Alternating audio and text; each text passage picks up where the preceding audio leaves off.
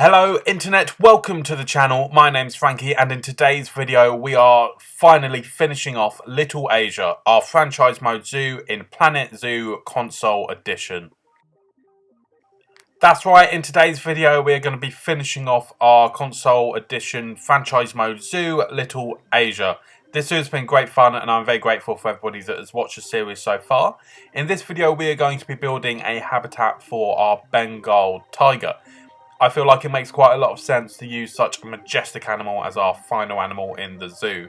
What you can see me doing here is just marking out where I'm going to have a viewing gallery for this enclosure. I want to have two very specific viewing galleries rather than having quite large ones.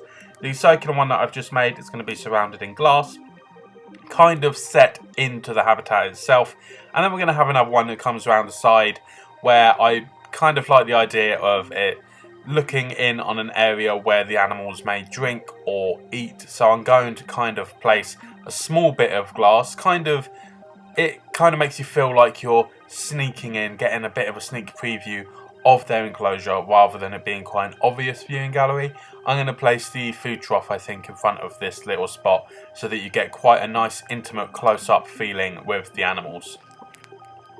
Now for this habitat I'm going to go for something a little bit different and I'm going to go for a very natural looking barrier. So far I have always used either preset barriers or made my own, but they always did look like a fence of some sort. Here I'm going to use lots of different sizes of rocks to make a large kind of patch, a big piece of wall basically, that we can then copy and paste and make a perimeter. This is going to make it seem as if though the entire habitat is kind of in an alcove or a valley of some kind where you've got these rocky cliff faces kind of rising up at the sides. I'm going to use quite a variety of rock sizes. I'm going to start with the large ones when building something like this just so that we can get the general shape down, and then I will start to use much smaller ones to fill in gaps and add a bit of variation because that will make it look a lot more natural. I'm also going to add a few plants. I'm going to use some ferns and some small bushes. If you inset these into the rock face, then it kind of looks like it's growing right out of the rock, which is very useful. When I'm happy with how this little section is looking, I'm going to copy and paste it and rotate it ever so slightly to try and get the outline of our habitat. Something I'm going to do to make sure that it doesn't look too obviously copy and pasted and to add just a bit of variation in terms of the height of the wall is I'm going to vary how far into the ground these pieces are set. Around the front where the guests are going to be, I'm going to have it be ever so slightly lower.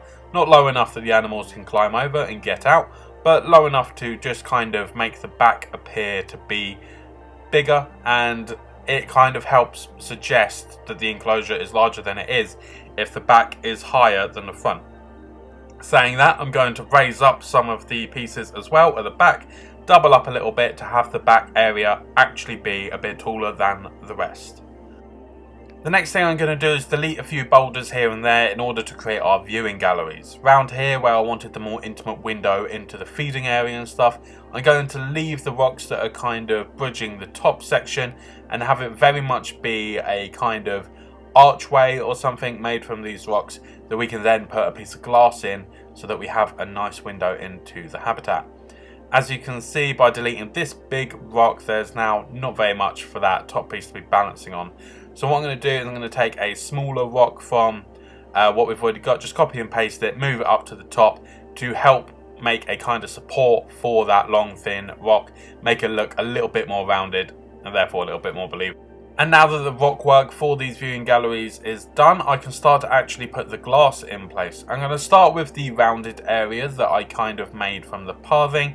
Going to set our barrier length to only 2 meters and turn on the curved option. This will allow me to get a really nice circle that is quite close to the path that we laid down before.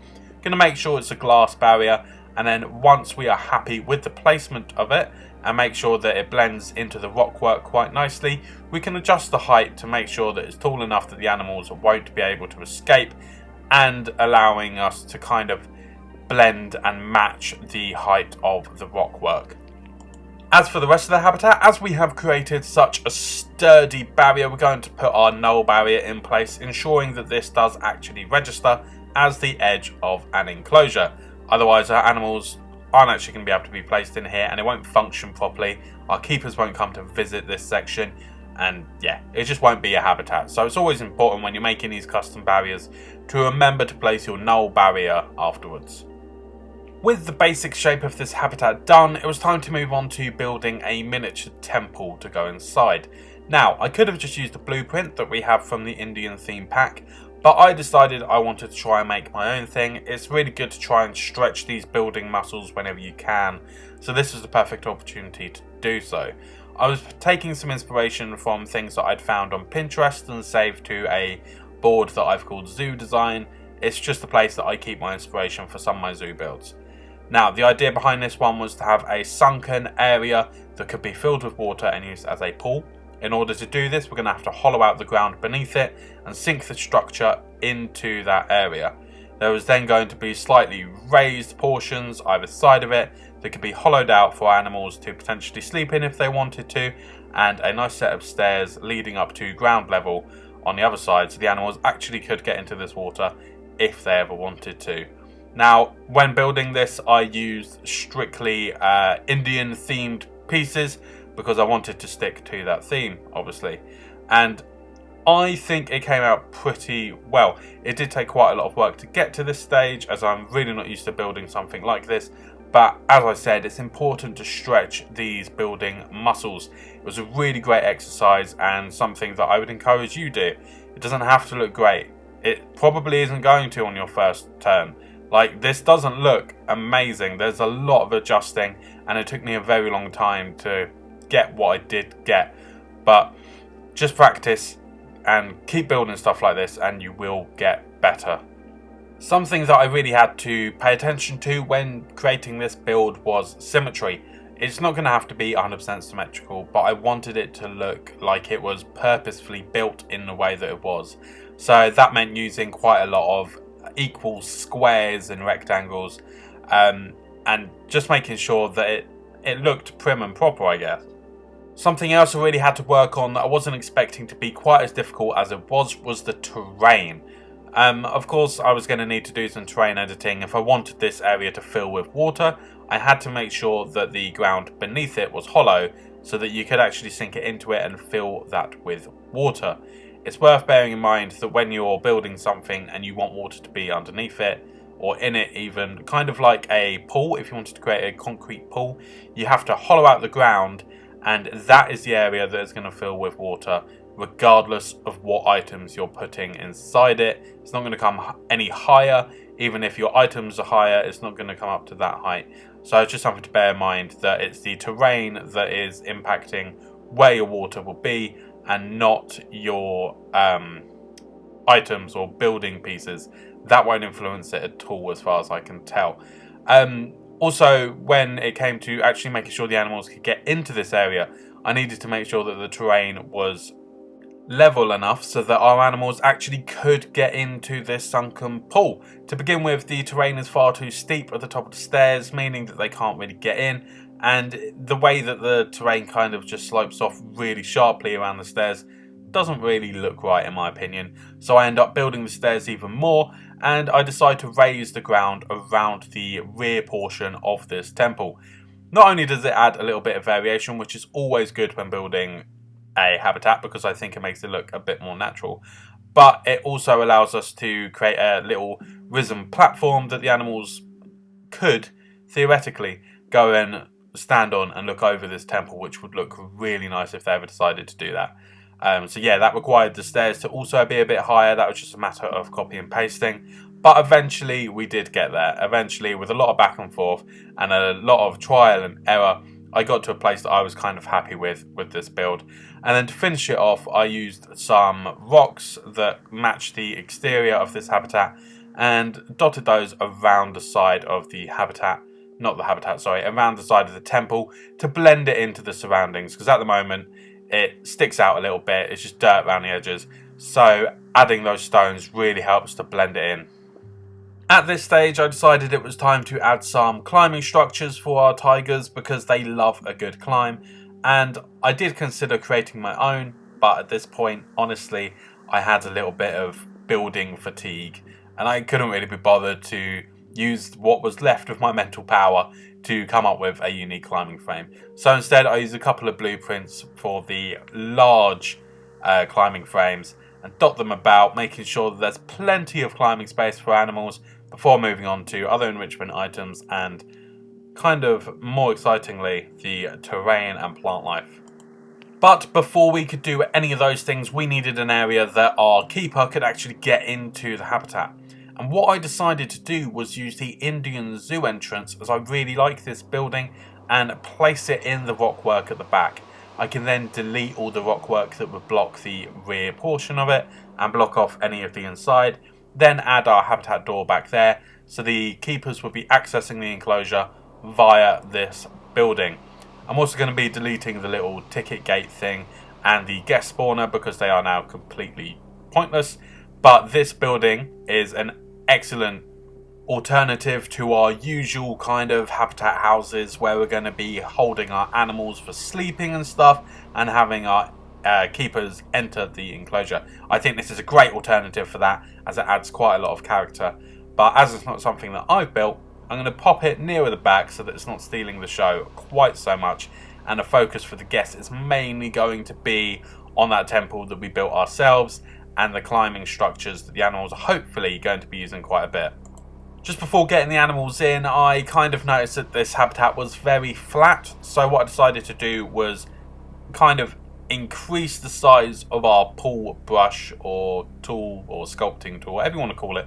I increased the size of that to quite large and raise the ground a little bit at the back, and then use flatten to a foundation in order to make sure it all goes to that height, and made a large raised area at the back. I did this on the right hand side and the left hand side just to add some variation in ground level to keep things looking a bit more interesting and a little less flat. And of course, as I've got the terrain tools out, it wouldn't be one of my habitats if I didn't add a natural water source. So I quickly sculpted out a little area kind of coming from one of these hills into a sort of pond at the bottom, kind of like a stream that ends in a pond that we can fill with water and have lots of lovely trees and plants around.